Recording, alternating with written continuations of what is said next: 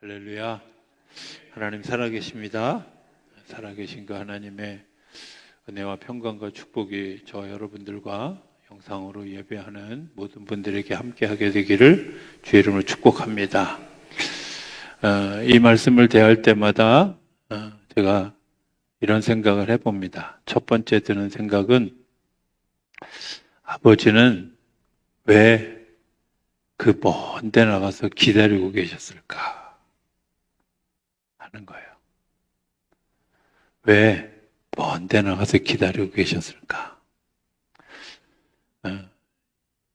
그 대답을 찾기 위해서 제가 경험했던 이야기 하나를 좀 했으면 좋겠습니다. 사실은 제가 한 번도 그 이야기를 해본 적이 없었던 것 같아요. 저희가 저희 아버지가 이제 집을 처음으로 사면서 조건이 뭐였냐면 미국으로 이민 가는 외삼촌의 집을 싸게 사면서 그 막내 외삼촌을 세들어 살게 하는, 그러니까 무임으로 세들어 살게 하는 그 조건이 있었습니다. 내 막내 외삼촌이 아주 굉장히 지독한 알코올 중독자였지요. 유도를 하다가 부상을 당해서 더 이상 이제 운동을 할 수 없는 그런 지경에 이르고, 그것 때문에 이제 달마다 술로 세월을 보내는 그런 분이었습니다. 근데 보면 제가 집을 이렇게 사서 우리 아버지의 이름으로 옛날엔 이렇게 붙였잖아요. 뭐라 그러죠? 문패를 붙였잖아요. 문패를 붙이고 난 다음 날부터 늘 그 막내 삼촌을 기다리러 밖에 나가시는 거예요. 이해가 잘 안 갔어요. 때 되면 알아서 들어올 텐데 왜 나가실까? 뭐 12시쯤 나가는 것도 아니고 한 9시 반쯤 지나면, 아마 제 생각에는 그 뉴스가 끝나면 늘 슬며시 밖에 나가는 그런 일들을 반복하고, 삼촌이 돌아올 때 삼촌 꼭 이렇게 같이 안고 돌아오는 일을 매일 했어요. 이해할 수 없었습니다. 좀 이해하기 어려운, 그때 제가 그런 생각을 했던 거예요. 아버지는 도대체 왜 나갈까? 이런 거예요. 왜 나갈까? 그런데 어느 날 제 아버지가 철도청에 계시니까 출장을 가야 될 때가 있어서 출장을 갔는데 집으로 전화를 하신 거예요. 네가 나가서 삼촌 돌아오는 길에 좀 마중 좀 나가라. 근데 화가 났어요. 아니, 다 큰 어른이 길도 몰라? 이런 생각이 들었어요. 근데 저희 집에서 이렇게 이제 정면으로 쭉 골목을 꺾어서 정면으로 쭉 보면 그 정면 맨 끝에 뭐가 있냐면 당시 철도병원의 영안실 문이 입구가 있었어요. 9시 반쯤 돼서 나갔는데 그 철도병원 입구에 먼 데서 보는데 희끗희끗한 게 슬쩍슬쩍 움직이는 게 보여서 너무 궁금해가지고 갔는데 보니까 삼촌인 거예요. 그러니까 삼촌의 주사는 뭐였냐면 아무데고 쓰러져서 제방처럼 자는 거예요.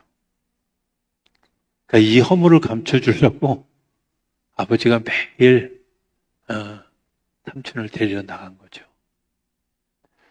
어떤 때는 뭐 일찍 들어오는 때도 있지만 통행금지가 임박한 시간까지 기다렸다가 집에서 아무도 눈치채지 못하도록 그 삼촌을 부축해서 자기 방에 갖다 뉘우고서야 하루의 일과를 마무리하는 일들을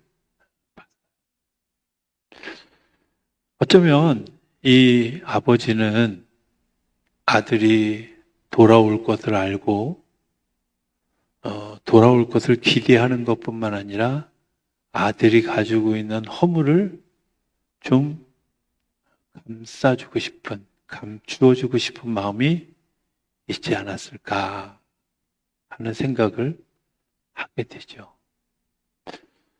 집을 나갔던 사람이 다시 돌아올 때 어떤 모습으로 돌아올까요? 죄를 짓고 집을 나간 자녀가 돌아올 때 정말 막 대단한 금이 환영을 하고 돌아오지 않을 것은 거의 자명한 사실입니다. 또 아버지에게는 묘한 촉이 있어서 자녀가 밖에서 사고를 치는지 잘 살고 있는지 느껴지는 촉이 있어요. 그런데 그 촉이 늘 어떻게 발동해요? 이 자녀가 흉한 짓을 하고 있구나. 망할 짓을 하고 있구나. 저렇게 놔두면 안 될 텐데 하면서 그 자녀를 기다리는 마음이 있잖아요. 근데 그 자녀가 돌아오면서 흉한 꼴을 정말 남들이 보면 안 될 그런 모습으로 돌아온다면 어떤 마음일까 하는 생각을 해보게 되죠. 성경에는 오늘 뭐라고 얘기하냐면 아들이 돌아오는데 아직도 거리가 먼데 아버지가 그를 보고 측은히 여겨 달려가 목을 안고 입을 맞췄다. 아직도 거리가 먼데 달려나갔다는 거예요. 왜 달려나갔을까요? 제가 한마디로 익축하면 연민이죠. 사랑하는 마음이에요.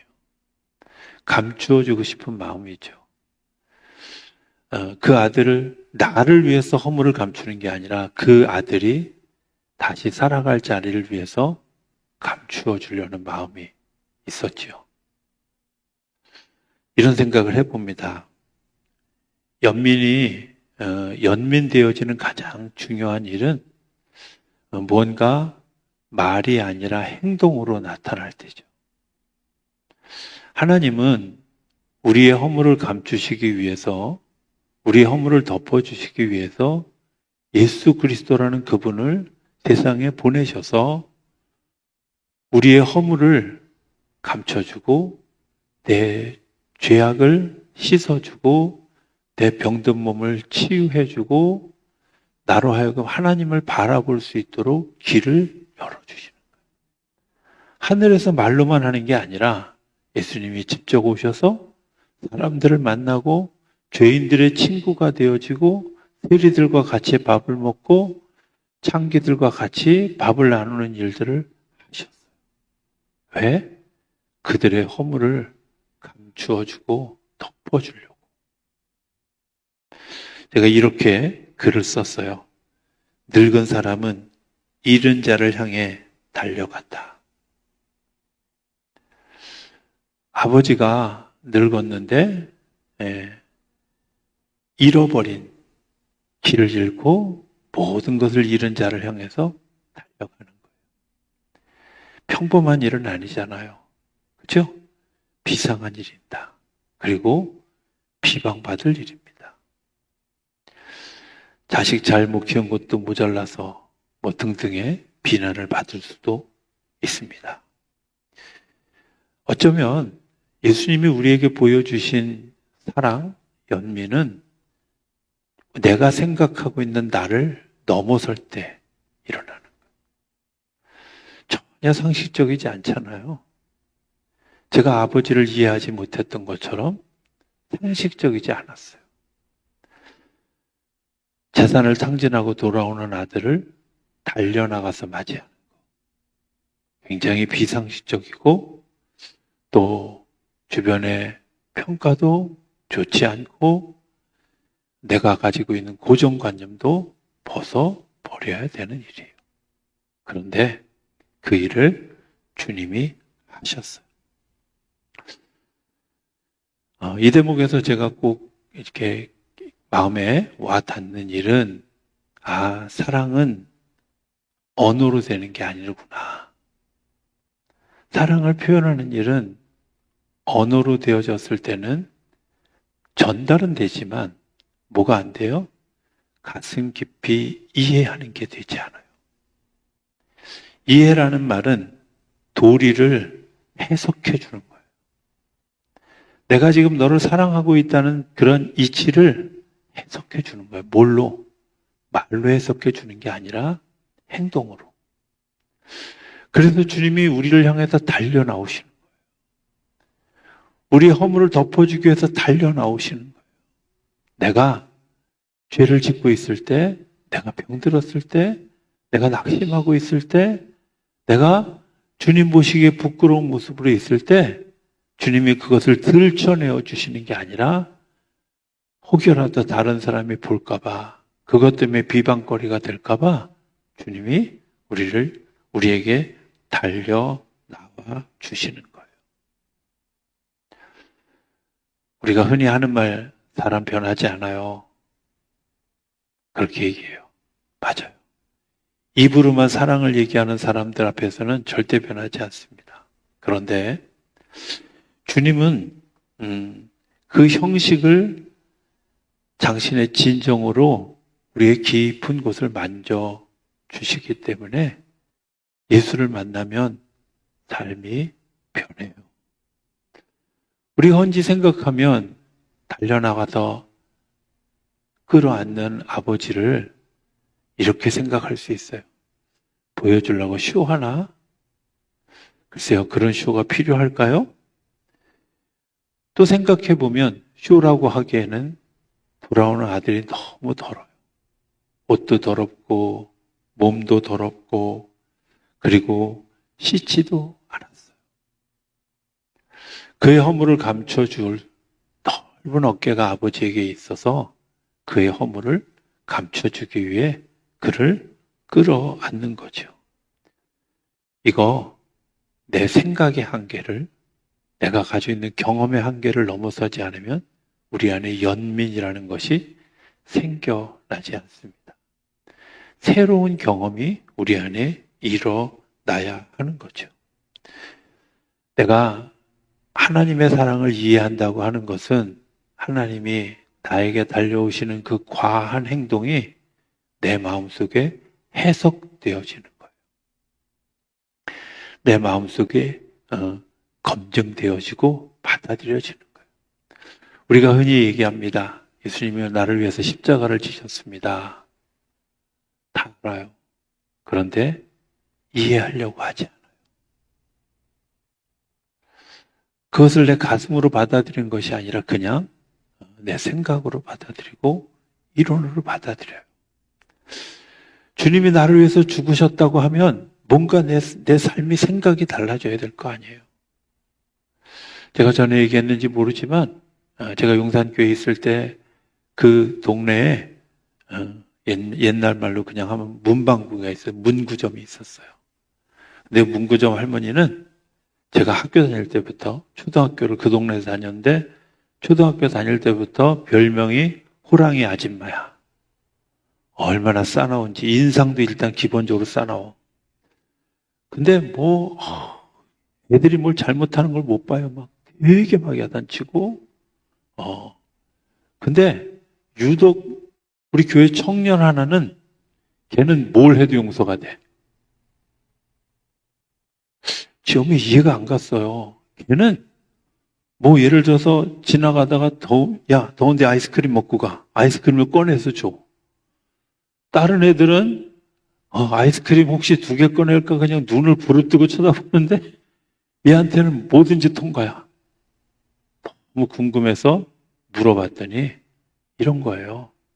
교회에서 수련회를 갔는데 자기 아들이 이 파도에 밀려가는 걸 얘가 뛰어들어서 자기 아들을 구해냈대요. 제가 그 호랑이 아줌마를 보면서, 호랑이 할머니를 보면서 무슨 생각을 했는지 알아요?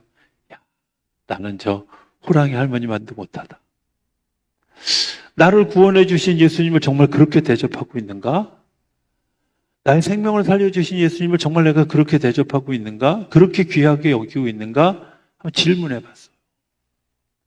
정말 주님이 나를 위해서 죽으셨고 나를 구원하셨고 나에게 영원한 생명을 주셨다는 게 믿어지면 내가 예수님에게 그렇게 하면 안 되잖아. 이런 마음이 들더라고요. 주님이 우리를 구원해 주셨어요? 믿으십니까? 근데 여러분들 그렇게 대하면 안 되잖아. 그 친구가 무슨 얘기를 해도 이 호랑이 아주머니는 다 들어요. 네. 뭘 부탁할 일이 있잖아요. 그 친구한테 야, 네. 그러고 보니까 그 친구도 황신해. 네. 가서 좀 얘기 좀 해. 무사히 통과하고. 나중에 그게 제가 뒤에서 사주한개 걸려서 또 한 번 혼났지만 어찌됐든 그런 일이. 하나님이 우리를 구원하시기 위해서 예수 그리스도 그분을 십자가에 죽게 하셨어요. 나를 살리려고. 생명의 은인이 되셨어요. 내가 그분을 어떻게 대해야 될까? 이게 이해되면 적어도 내 생각과 내 삶의 방향이 달라지지 않겠어요? 그래서 성경은 우리가 제일 먼저 중요한 거 이해하는 거예요. 주님이 왜 나를 이렇게, 주님이 왜 나를 기다려 주셨을까? 아버지가 왜 달려나서 나를 안아주셨을까? 하는 것들을 이해할 수 있어요. 두 번째는 목을 안고 입맞춤을 했다라는 거예요. 목을 안고 입맞춤을 했다고 하는 것은 성경의 여러 가지 장면, 특별히 사무엘하 14장에 보면 요압이 반란을 일으켰다가 왕께 돌아와서 무릎을 꿇었을 때 다윗이 달려나가서 그를 목을 안고 입을 맞췄어요. 뒤에 압살롬이 반란을 일으켰을 때 압살롬에게도 다윗은 똑같이 했어요. 창세기 45장에 보면 요셉이 형들을 끌어안고 입을 맞췄어요. 뭘 얘기해요? 용서하는 걸. 주님이 나를 용서하시고 주님이 내 허물을 덮어주시고 주님이 내 허물을 덮어주신 것들이 내 안에 이해가 되어지면 이제 주님이 내가 해야 될 일들을 말씀하지 않아도 아는 거잖아요. 말씀하지 않아도 아는 거잖아요. 주님이 나를 용서해 주셨다는 말은 그래서 내가 서야 될 자리를 만들어 주었다는 것은 바꿔 얘기하면 이제 내가 나 때문에 서 있어야 될 자리를 놓친 사람들에게 서 있어야 될 자리를 마련해 주는 거죠. 서 있어야 될 자리를 마련해 주는 것. 흔히 이렇게 얘기합니다. 용서 어렵다. 네, 그래요. 그런데요, 어떻게 용서할 수 있을까? 아버지를 바라보는 거죠. 나를 용서해 주셨던 그 아버지를 바라보는 거예요. 제가 용서교회 있을 때 한 권사님이 임종을 앞두고 있을 때 어찌어찌 하다가 저 혼자 그분의 그 처소에서 같이 이제 나누게 된 시간이 있었어요. 병실에서 이제 근데 뭔가 뭐 하고 계셔서 제가 물었어요. 권사님 뭐 하고 계세요? 그랬더니 자기가 하나님 앞에 갈 시간이 이제 가까우는 것 같은데 회개를 하고 있다고 하는 거예요. 그러시냐고. 자기가 어렸을 때부터 되어진 일들을 가지고 하나님 앞에 회개하는데 하나님 제가 이거 잘못했습니다 라고 이야기하면 하나님이 그래 그때 내가 거기 있었어. 그래도 내가 널 사랑했어. 또 어떤 죄를 짓고 잘못했다고 하나님 앞에 고백하면 하나님은 또 역시 그렇게 얘기한다는 거예요. 그래 내가 그때도 거기 있었어. 그리고 내가 너를 기뻐했어. 회개를 하다가 자기 마음속에 하나님 그랬군요. 감사합니다. 자기의 죄를 들춰내다가 감사합니다. 감사합니다 소리를 연신 계속 하는 거예요. 아, 그런 거구나. 제가 권사님의 임종 앞에서 깨달았던 것이 있어요.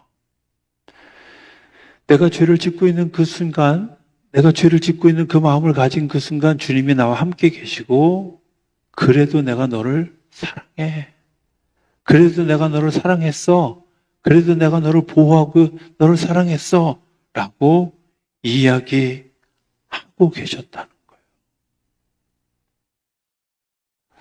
제가 되게 충격적이었어요. 그리고 정말 아주 놀라운 영적 세계를 보는 마음이었어요. 그분의 지혜가 굉장히 아름답다고 생각이 되어졌어요. 내가 받은 은혜를 내 삶에 적용해 가기 위해서 하나님 앞에 내 허물을 고백했는데 그 허물을 주님이 내가 같이 있었어. 그리고 여전히 너를 사랑해. 우리 삶에 적용해 보면 그런 거 아니겠어요? 잘못한 사람들을 바라보면서 그들이 내게 잘못한 것에 대해서 나는 어떻게 반응하고 있을까 하는 거죠. 주님께 그것을 좀 구하면 어떨까? 제가 그 양문교에서 되게 힘들었을 때, 막 정말 사람이 미워지고, 막 사람만 쳐다보면 화가 나고, 이러면서 정말 제 마음속에, 야, 내가 예수 믿으면서 사랑하는 사람의 숫자가 늘어나야 되는데, 어떻게 미워하는 사람의 숫자만 늘어날까? 이런 마음에 아픔이 있어서 막 되게 하고 있을 때, 어느 날 시편을 읽다가 제가 놀라운 거 하나를 발견했어요. 시편 109편에 보면 다윗이 하나님에게 자기의 대적자들을 욕해요. 하나님을 향해서 욕을 해요. 아, 그놈 나쁜 놈이잖아요. 하고 하나님한테 막 욕을 해요. 근데 제가 그 순간 깨달은 게 있어요. 아, 다윗은 단 한 번도 자기를 괴롭히는 대적을 향해서 욕해 본 적이 없어요. 자기를 힘들게 하는 대적을 향해서 욕해 본 적이 없어요. 사울이 18년 동안이나 다윗을 쫓아다녔는데 단 한 번도 사울에 대해서 나쁜 사람이라고 얘기해 본 적이 없어요. 요압이 반란을 일으키고 압살롬이 반란을 일으키고 심지어 압살롬의 반란을 일으켜놨을 때 시므이라는 사람이 쫓아오면서 다윗을 욕하고 조롱할 때 군사들이 저 사람 죽일까요? 그때도 놔둬라. 하나님이 저를 통해서 나에게 이야기하고 있는 것이 있을지도 모른다. 하고 다 덮었어요. 근데 시편 109편에는 의외예요. 하나님 나의 대적자들을 그냥 내버려 두지 마시고 죽여주세요. 괴롭게 해주세요. 이런 기도를 하고 있는 거예요. 저주를 막 퍼붓듯이. 제가 그때 깨달은 게, 용서 그렇게 하는 거구나. 하나님께 그들의 죄를 제가 그날 이후에 그 깨닫고 난 다음에 기도하다 말고 막 갑자기 기도하다가 방언을 하면 어느 순간에 욕하고 있을 때예요. 실명을 가지고 욕하면 괜히 시험 들잖아. 제가 뭐 예를 들어서 양병남 장로님이 예배 시간에 존다고 내가 막 왜 졸아요 막 이러고 하면 또 시험 들잖아. 그러니까 막 방언으로 막 욕하는 거죠. 이렇게 준비한 말씀을 안 들어. 나를 괴롭히는 사람을 하나님의 향해서 욕하는 거예요. 근데 하나님이 그 일들을 들으시고 어떻게 하실까요? 그건 하나님이 하시는 일이죠. 나는 다 쏟아냈어. 놀라운 건 그렇게 하고 나니까 마음의 평화가 찾아오더라고요. 그리고 마음의 평화가 찾아오니까 그 사람의 모습이 미운 게 아니라 안타깝게 느껴지고 가슴 아프게 느껴지는 일들이 일어나는 거예요. 하나님하고 나 사이의 비밀이니까 내가 누굴 욕했는지를 모르는 거니까 너무 긴장하지 마세요. 하나님도 아마 여러분들에게 말씀하시지 않았다면 저와 하나님과의 비밀로 끝날 거죠. 왜 사람에게 욕하면 안 되는 줄 아세요? 성경이 이렇게 얘기해요. 내가 저 사람을 저주했는데 그 사람이 저주받을 만한 상황이 되지 않으면 그 저주가 누구에게로 돌아온다고요? 내게로. 내가 저 사람을 축복했는데 그 축복이 저 사람이 받을 만한 자격이 없는 상황이 되면 어떻게, 누구에게 돌아와요? 네. 그래도 여전히 저주하고 욕하죠. 축복하면 그 사람에게도 복이 되고 내게도 복이 되지만 저주하는 저주는 우리도 병들게 하고 그 사람도 병들게 하고. 주님이 우리를 용서하시는 것은 우리로 하여금 그 하늘나라의 비밀을 알게 하려고 하는 겁니다. 세 번째, 그렇게 내 삶에 적용되어진 것을 이제 내 삶에서 적응해가는 훈련이 필요하죠. 그 훈련이 뭐냐? 다시금 자리를 부여한 거예요. 손에 가락지를 끼워주고 새 옷을 입혀주는 거예요. 분명히 이 아들이 돌아올 때는 무슨 마음으로 돌아왔어요? 종도 족합니다. 였잖아요. 내가 아버지 집에서 종 노릇하는 것이 훨씬 낫습니다. 자기가 돌아올 때의 신분은 노예였어요. 종이었어요. 그런데 아버지는 그를 종으로 받아들인 게 아니라 아들로 받아들였어요. 나중에 이제 형이 화를 내는 이유는 아들로 받아들인 것 때문에 재산 상속을 다시 해야 되는 불합리 때문에 형이 화를 냈거든요. 그런 거 생각해 보면 대단한 특혜를 입은 거잖아요. 그런데 왜 하나님은 우리에게 그런 일들을 해 주실까 하는 겁니다. 저는 이렇게 생각해요. 네가 이제 종으로 사는 게 아니라 아들로 살아라. 아들로 사는 훈련을 하는 거예요. 아들로 사는 힘을 가지고 사는 거예요. 내가 너 도와줄게. 보장해 줄게. 형이 뭐라 그래도, 종들이 뭐라 그래도, 주변 사람들이 다 뭐라 그래도 내가 너 보호해 줄게. 지켜줄게. 내 능력으로 너를 지켜줄게. 네가 이제 해야 될 게 있는데 아들로 살아. 종처럼 살지 말고, 집 나간 아들처럼 살지 말고, 이제 내 뜻을 이해했고 내가 너의 삶에 적용한 그것을 이제 네 삶에 적응해가며 살아. 하나님이 우리에게 능력을 주시는 거예요. 똑같은 말이 사도행전 1장 8절에 있어요. 너희가 뭐하면? 성령 받으면. 성령 받으면 어떻게 돼요? 우리가 이해돼요. 하나님이 하시는 것들이 이해가 되지요. 성령 받고 나서 보니까 예수님이 십자가에서 죽으신 사실이, 부활하신 사실이, 그리고 승천하신 사실이, 그리고 다시 오시겠다는 약속이 너무 분명해졌어요. 왜? 놀라운 역사를 경험하고 예수님이 하신 일이 제자들에서도 나타나기 시작했고 정말 말도 안 되는 일들이 일어나기 시작했어. 하나님이 살아계시구나. 이해됐어요. 성령이 너에게 임하시면 너희가 뭐하고? 권능을 받고. 권능을 받는다는 말은 두 가지예요. 하나는 막 여기서 폭발적으로 일어나는 다이너마이트 같은 것이 있는가 하면 이제 하나하나 조심스럽게 이루어지는 다이나믹한 변화가 있는 거예요. 근데 이 다이나믹한 변화가 지혜잖아요. 우리 안에 하나님이 이때 이렇게 해야 되겠구나. 이때 이렇게 살아야 되겠구나. 이렇게 적용해야 되겠구나 하는 지혜를 우리에게 허락하신 거죠. 그러면 주님이 이제 능력을 힘입고 내가 뭐 해야 돼요? 성경은 이렇게 얘기해. 증인되라고. 내가 증인이 되기로 결심하면 하나님이 우리의 삶을 도우실 거예요. 내가 증인 되기로 결심하고 주님 제가 증인 되기로 작정했습니다 하면 주님이 우리를 증인된 삶으로 도와주시는 줄로 믿습니다. 그게 주님이 나에게 약속하신 일이고 내가 크리스찬으로 살아가는, 그리스도인으로 살아가는 굉장히 중요한 핵심입니다. 오늘 왜 우리의 신앙이 맨날 탕자처럼, 마다들처럼 하나님을 슬프게 하는, 하나님을 이해하지 못하는 그런 삶을 살아갈까? 말씀을 듣는데 이해하지 않아요. 이해하지 않으면 어떤 일들이 일어나는지 아세요? 네.